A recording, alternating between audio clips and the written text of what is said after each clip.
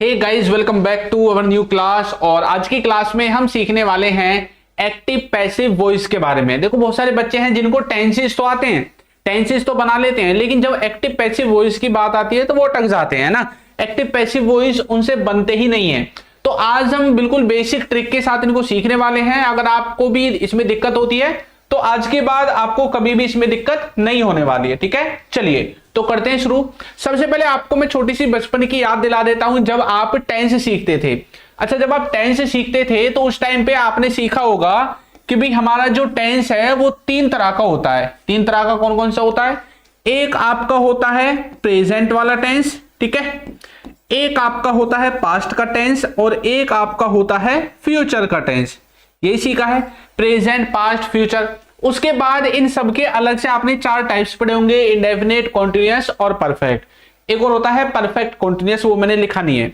लेकिन जब अब हम बात करने वाले हैं एक्टिव पैसिव वॉइस की, तो यहां पर सिर्फ ये जो चार टाइप्स है ना, इनमें से सिर्फ तीन ही टाइप्स बनाए जाते हैं।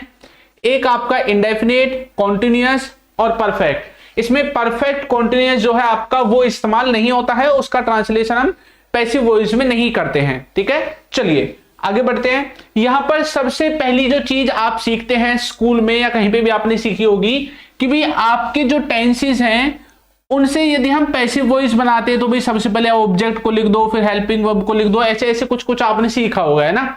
मैं आपको स्ट्रक्चर को अच्छे से समझाता हूं। देखो, आप क्या करते थे, टेंस बनाते थे, जब टेंसेस में क्या करते थे, सबसे पहले लिखते थे सब्जेक्ट, फिर अपनी हेल्पिंग वर्ब लिखते थे, उसके बाद आपकी वर्ब की फॉर्म आती थी, और उसके बाद आपका ऑब्जेक्ट आता था, है ना। यही चीज लिखते थे ना आप। लेकिन जब हम पैसिव वॉइस बनाते हैं, क्या बनाते हैं, पैसिव। पैसिव वॉइस में क्या होता है, पैसिव वॉइस में सबसे पहले हम अपना ऑब्जेक्ट लिखते हैं। क्या लिखते हैं? सबसे पहले ऑब्जेक्ट लिखते हैं। सर ऑब्जेक्ट क्यों लिखते हैं सबसे पहले? इसमें भी सब्जेक्ट को क्यों नहीं लिख दिया? ऐसा इसलिए हुआ कि ये जो पैसिव वॉइस है ना, इसमें हम फोकस किस पे करते हैं? पैसिव वॉइस पे हमारा फोकस होता है ऑब्जेक्ट पे, और जब हमारा टेंस होता है इसमें हमारा फोकस होता है सब्जेक्ट पे, यानी कि जो काम को करने वाला होता है। अब जिस पे हमारा फोकस है उसी को आगे लिख देते हैं, तो इसलिए यहां पे ऑब्जेक्ट को आगे लिखते हैं।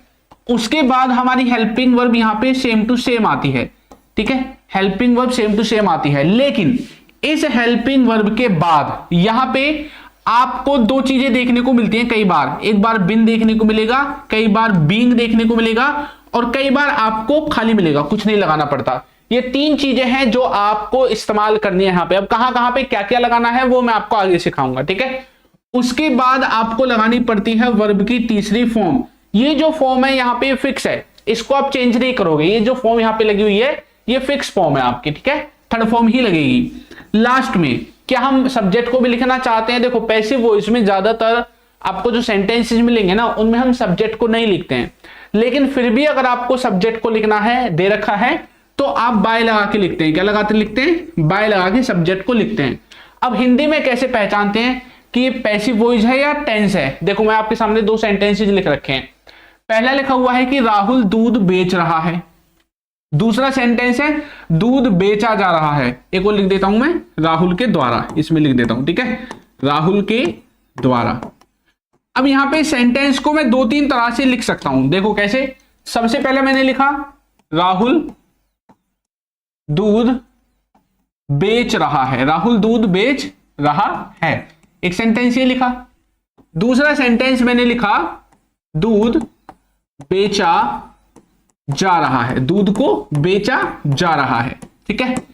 एक मैंने लिखा राहुल के द्वारा, राहुल के द्वारा, राहुल के द्वारा दूध बेचा जा रहा है, ठीक है, राहुल के द्वारा दूध बेचा जा रहा है। या फिर मैं इसी सेंटेंस को ऐसे भी लिख सकता हूं, दूध बेचा जा रहा है, बेचा जा रहा है राहुल के द्वारा, राहुल के द्वारा, ठीक है। अब मुझे कैसे पता चलेगा कि ये जो चार सेंटेंसेस जहां पे लिखे हुए हैं इनमें से कौन सा हमारा एक्टिव का है, कौन सा पैसिव का है? ये चीज हमें कैसे पता चलेगी?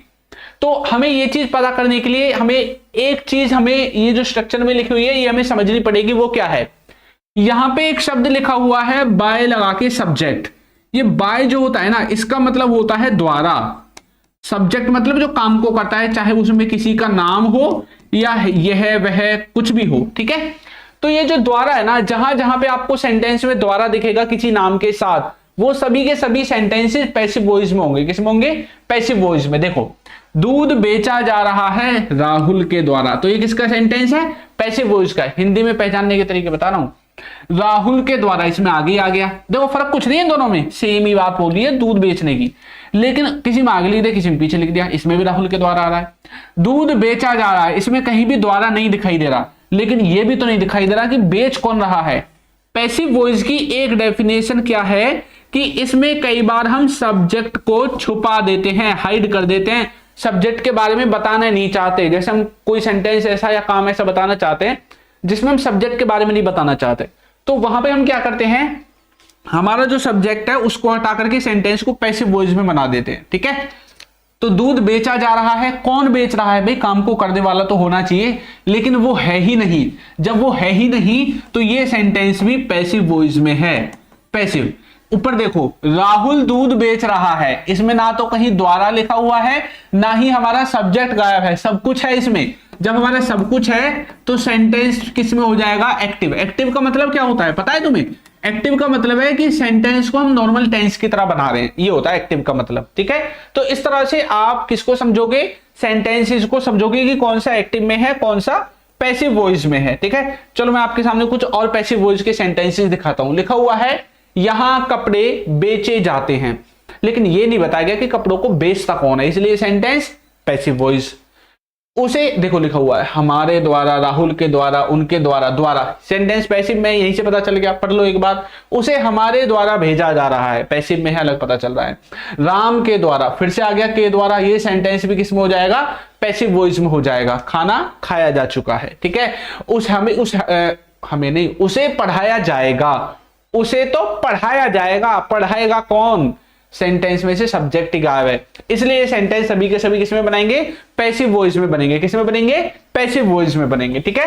चलिए, अच्छा कोई ऐसा बच्चा है जो बिल्कुल बेसिक से इंग्लिश सीखना चाहता है, पर चाहता है तो हमारी एप्लीकेशन डाउनलोड कर लेना, alpha spoken English, play store पर मिल जाएगी। ये इसका लोगो है, लोगो से भी आप इसको पहचान सकते हैं, ठीक है। चलिए अब ज्यादा टाइम खराब ना करेंगे और आगे बढ़ते हुए रूल्स की तरफ चलते हैं। सबसे पहले आपको क्या देखना है? देखो, हम टेंस देखते हैं, टेंस देखते हैं ना। टेंस में हम क्या क्या इस्तेमाल करते हैं? आज तक क्या क्या इस्तेमाल किया है आपने, मुझे बताओ। सर हमने इस्तेमाल किया है हैज हैव, टेंसेस में किया है इस्तेमाल। Very good. सर हमने किया है is, am, are, very good. और इधर हमने हैड भी किया था, है ना। और इधर हम और क्या करते हैं? वाज, वर। मैं टेंसेस के हिसाब से लिख रहा हूं। ये परफेक्ट टेंस हो गया, ये कॉन्टिन्यूअस टेंस हो गया, है ना। अभी प्रेजेंट का, पास्ट का, वो अब देख लेना, ठीक है। चलो वेरी गुड।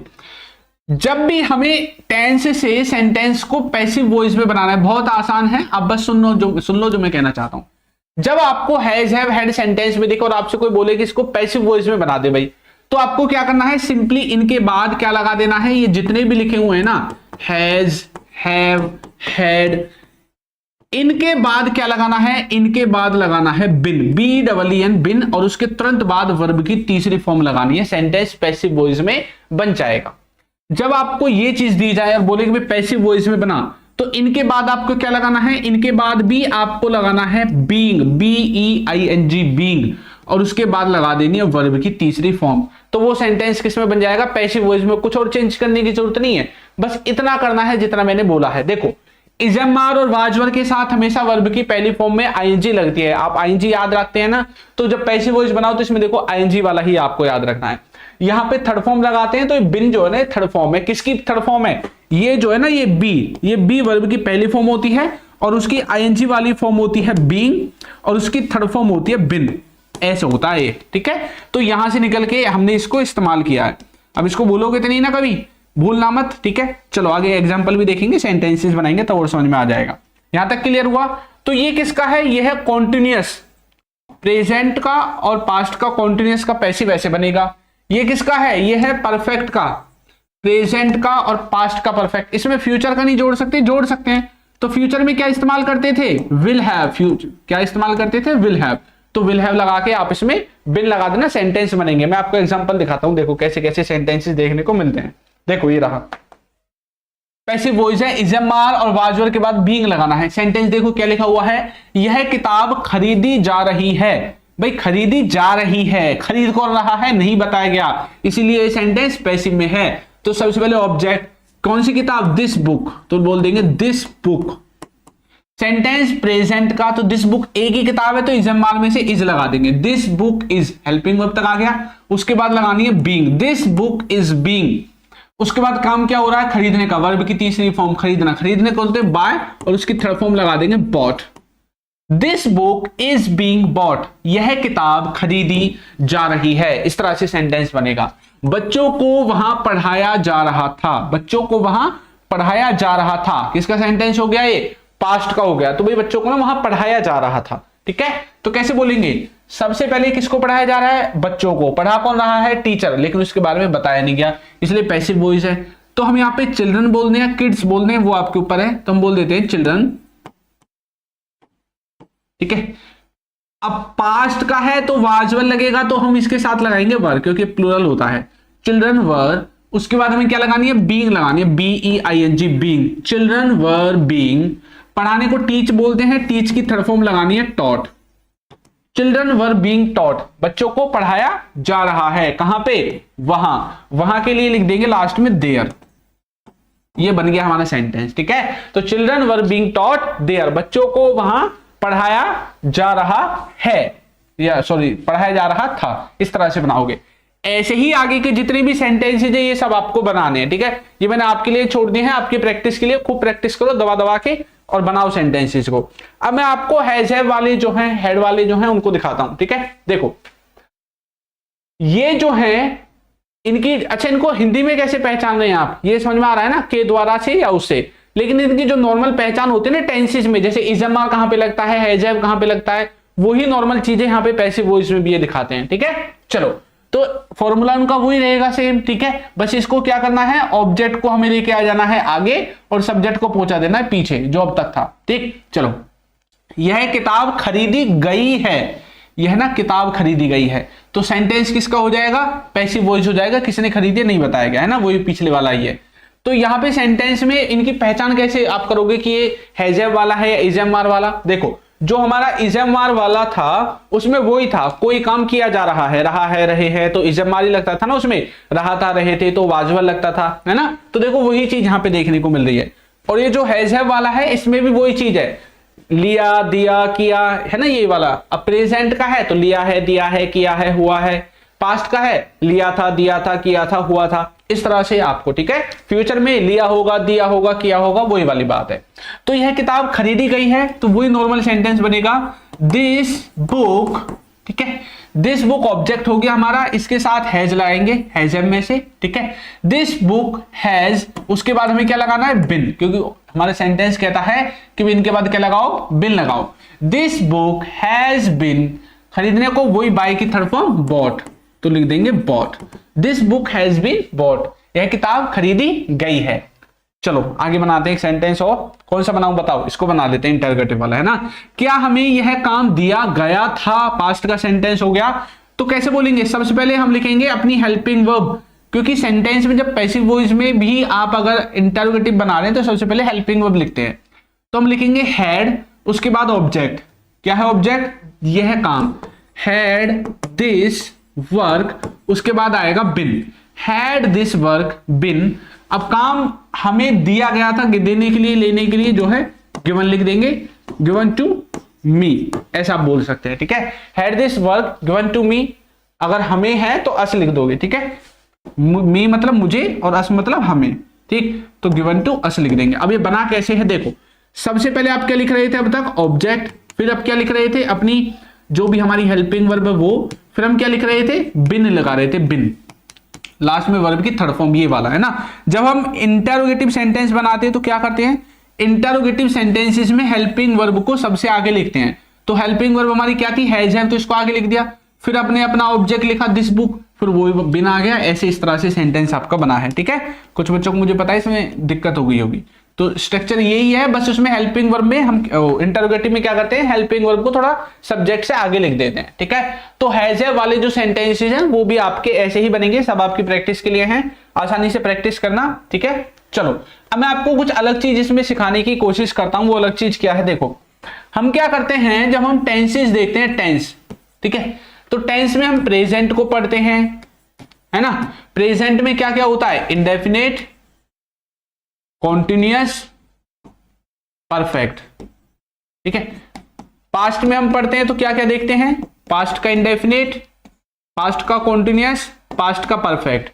फ्यूचर में जब हम पढ़ते हैं तो क्या देखते हैं, फ्यूचर का इंडेफिनेट, फ्यूचर का कॉन्टिन्यूअस, फ्यूचर का परफेक्ट, क्योंकि परफेक्ट कॉन्टिन्यूअस किसी में भी नहीं बनेगा पैसिव वॉइस में।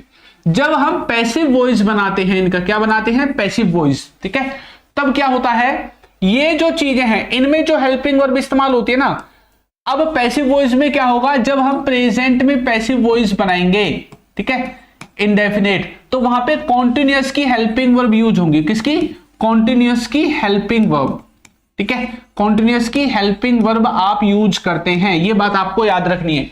जब हम कॉन्टिन्यूअस को बनाएंगे, जब हम खुद कॉन्टिन्यूअस को बनाएंगे तो तब कॉन्टिन्यूअस की यूज होंगी, तब भी कॉन्टिन्यूअस की होंगी, लेकिन उनके बाद एक वर्ड यूज कर देंगे, बीइंग, यही हमने पढ़ा था।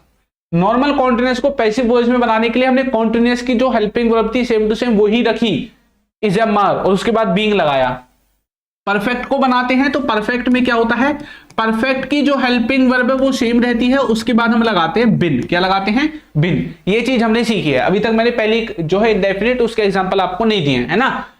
अब हम क्या करते हैं, जब हम इंडेफिनिट में, देखो यहां पे हम क्या इस्तेमाल करते थे, वर्ब की पहली फॉर्म में एस लगाते थे, या इंटरोगेटिव होगा तो डूडस लगाते थे, लेकिन अब से आपको पैसिव वॉइस में इसकी जो हेल्पिंग वर्ब है कॉन्टिन्यूअस की, देखो दोनों में कॉन्टिन्यूअस की लगेंगी, इंडेफिनेट में भी और खुद कॉन्टिन्यूअस टेंस में भी दोनों में कॉन्टिन्यूअस की हेल्पिंग वर्ब लगेगी। पहचान में कैसे आएंगे, दोनों अलग अलग है, इसमें आपको डायरेक्ट इसके बाद थर्ड फॉर्म मिलेगी और यहां पे इसके बाद BEING आपको देखने को मिलेगा। यही चीज इंडेफिनेट होगी पास्ट के साथ। जब हम पास्ट का इंडेफिनेट बनाएंगे तो इसमें क्या करते हैं, कॉन्टिन्यूअस की हेल्पिंग वर्ब लगाएंगे। जब हम पास्ट का कॉन्टिन्यूअस बनाएंगे तो पास्ट के कॉन्टिन्यूअस की खुद की हेल्पिंग वर्ब आपकी आएंगी, ठीक है, और प्लस में आपको बीइंग देखने को मिलेगा। जब आप परफेक्ट बनाओगे तो परफेक्ट में खुद परफेक्ट की हेल्पिंग वर्ब आती है, प्लस में आपको बिन देखने को मिलता है। ये सब के एग्जांपल मैंने आपको दे दिए। लेकिन जब बारी आती है फ्यूचर की, तो फ्यूचर का कॉन्टिन्यूअस भी नहीं बनता है। फ्यूचर में दो ही चीज बनती है, एक इंडेफिनेट, एक परफेक्ट, ठीक है। तो फ्यूचर क्या, जो परफेक्ट जो इंडेफिनेट है उसमें फिर वही कॉन्टिन्यूअस वाली हेल्पिंग वर्ब यूज होगी, यानी कि विल बी, और जो इसका परफेक्ट है उसमें वही आपकी परफेक्ट वाली हेल्पिंग वर्ब यूज होगी, प्लस में आपका लगेगा बिन, क्या लगेगा, बिन। इस तरह से आपको ये जो रूल्स हैं, ये जो फॉर्मूले हैं आपको याद रखने हैं, इस तरह से आपके इस्तेमाल होंगे, ठीक है। चलो मैं आपको उनके और एग्जांपल्स दिखा देता हूं एक बार, किस तरह से हम उनको बनाते हैं। देखो ये रहे,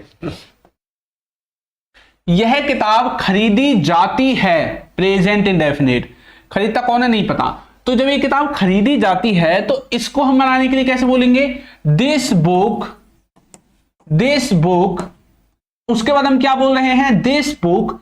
अब यहां पे कॉन्टिन्यूअस की हेल्पिंग वर्ब लगानी पड़ेगी, तो बोलेंगे is, this book is bought, ऐसे बनेंगे सेंटेंस, ठीक है।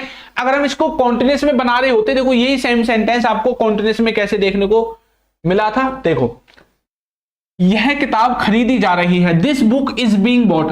सिर्फ फर्क इतना आया है कि कॉन्टिन्यूअस में ये ING वाली चीज अलग से लग गई है, बाकी वहां पे दिस बुक इज बॉट इतना ही वहां पे लिखा हुआ है। देखो आपको दिखाऊं, इतना ही वहां पे मैंने लिखा है, बीइंग नहीं लगाया है, दिस बुक इज बॉट। बस इससे हमें पता चलता है कि ये प्रेजेंट इंडेफिनिट का पैसिव वॉइस है। एक और देखो, बच्चों को वहां पढ़ाया गया, बच्चों को वहां पढ़ाया गया, पास्ट का हो गया, तो बोलेंगे चिल्ड्रन, ठीक है, वर, अब टीच की थर्ड फॉर्म हो जाएगी taught there, children were taught there, बच्चों को वहां पढ़ाया गया। आपको नॉर्मल एग्जांपल से बताता हूं, देखो सबसे पहले इंडेफिनिट में कैसे सेंटेंस हमें देखने को मिलेगा, प्रेजेंट से समझा देता हूं, पास्ट का भी ऐसे बनेगा। इंडेफिनिट में कैसे बनेगा सेंटेंस, जैसे कि किताब, किताब बेची, किताब बेची जाती है, ठीक है, किताब बेची जाती है। कॉन्टिन्यूअस में कैसे बनेगा सेंटेंस, किताब, किताब बेची जा रही है, किताब बेची जा रही है, ठीक है। परफेक्ट में कैसे देखने को मिलेगा, किताब बेची गई है। ठीक है, अब इंग्लिश में देखो कैसे देखने को मिलेंगे। किताब बेची जाती है तो बोलेंगे, दिस बुक लिखूं या बुक लिख दूं? चलो बुक लिख देते हैं। ठीक है, बोलेंगे बुक इज, अब बेचने को बोलते हैं सेल, सेल की थर्ड फॉर्म हो जाएगी सोल्ड, बुक इज सोल्ड। ठीक है, तो किताब बेची जाती है, बुक इज सोल्ड। किताब बेची जा रही है, कैसे बोलेंगे? बुक, देखो कुछ फर्क नहीं आएगा, इज यहां पे सिर्फ एक वर्ड एक्स्ट्रा लगेगा, being, book is being sold. किताब बेची जा रही है, किताब बेची गई है, यहां पे भी कुछ फर्क नहीं आएगा, सिर्फ क्या बोलना है?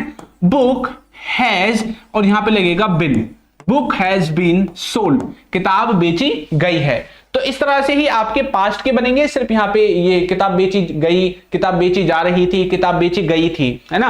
और यहां पे इजम मार की जगह जहां जहां इजम मार वाजवर आ जाएगा, जहां जहां है जाएगा वहां हैड आ जाएगा।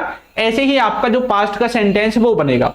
समझ में आ गया सभी को? चलिए, तो यहां पे पैसिव वॉइस कुछ भी नहीं है, बस आपको बनाने आने चाहिए। ठीक है, इसी तरह से कुछ मिक्स देखो, मिक्स एग्जांपल्स मैं आपको कराता हूं, फिर करते क्लास को खत्म। बच्चों को वहां पढ़ाया गया, पास्ट का सेंटेंस इंडेफिनिट का, तो कैसे बोलेंगे? किड्स ले लेते हैं इस बार, kids were taught there, past indefinite इसलिए खाली वाज वर आया, बीइंग नहीं लगाया है मैंने। वहां मोबाइल बेचा जाता है, बेचा जाता है इंडेफिनिट हो गया, तो कैसे बोलेंगे? मोबाइल, या फोन भी लिख सकते हैं। मोबाइल इज, सेल की थर्ड फॉर्म हो जाएगी sold there, mobile is sold there. लोगों को वहां बुलाया गया है, लोगों को वहां बुलाया गया है, तो कैसे बोलेंगे? People have bin, people have बिन, बुलाने को बोलते हैं कॉल की थर्ड फॉर्म कॉल्ड, और बोल देंगे there, people have been called there. खाना कब पकाया गया था, पास्ट का हो गया, कब पकाया गया था पूछा भी गया है, तो कैसे बोलेंगे? व्हेन, अब देखो पास्ट का है परफेक्ट, तो यहां पे हेड आएगा, व्हेन हैड फूड। ठीक है, अच्छा एक चीज और देखो, खाना कब पकाया गया था, यहां पे किसने पकाया था ये भी नहीं बताया गया, खाली खाने को ही बोला है। क्यों? तो क्या इसको हम पैसिव वॉइस में बना सकते हैं? खाने को पकाया गया था, इसको पैसिव वॉइस में बना सकते हैं, बना सकते हैं। कैसे बोलेंगे? व्हेन हैड, अगर आप यहां पे दा लगाना चाहते हैं तो लगा दो, कोई दिक्कत नहीं, उसमें थोड़ी बहुत छोटी मोटी चीजें स्पोकन इंग्लिश में कोई फर्क नहीं पड़ता। ठीक है, व्हेन हैड फूड, उसके बाद हम क्या लिखेंगे? बिन लिखेंगे, बिन। ठीक है, क्योंकि बिन रहेगा ना, हमारा हेड हैज हैव के साथ बिन आता है ना। हमने सिर्फ क्या किया है, ये जो हेल्पिंग वर्ब है इसको सब्जेक्ट से ऑब्जेक्ट से आगे लिख दिया, तो हमने हेड को सिर्फ क्या लिखा है? अपने फूड से ऑब्जेक्ट से आगे लिखा है, और व्हेन इसलिए आया है क्योंकि सेंटेंस में कब लगा हुआ है।